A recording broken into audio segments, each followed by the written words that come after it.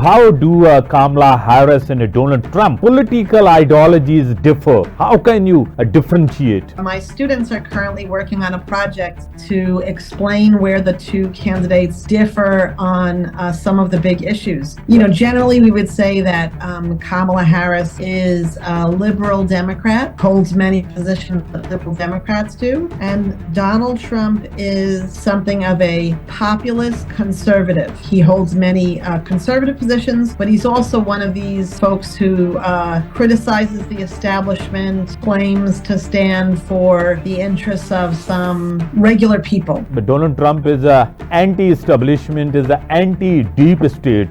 Kamala Harris is a pro-establishment. That's maybe like a little overly simplistic, right? I think that Kamala Harris is somebody who believes that we can use government for good. Trump likes to say he's for like regular people, but he himself leads a pretty elite kind of life. Like many populists, sometimes they stand for things that are not actually in the interests of the people whose support they're trying to gain. What is their foreign policy approach?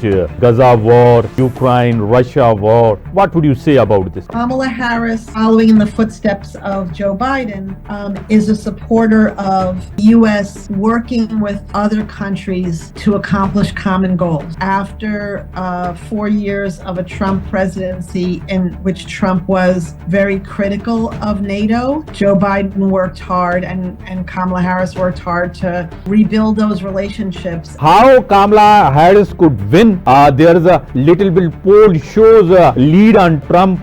There are a lot of issues, healthcare, inflation, grocery prices. Part of the way people vote, right, is what we call retrospective voting. What the people have done. People can think back to what Trump years were like and what they thought of Trump as president, and they can look at the last 4 years of Biden-Harris and decide which is a strategy that they think serves their interests better. Can we trust in polls? Can we trust in surveys? There is a lot of speculations about battleground states. Who is going to win?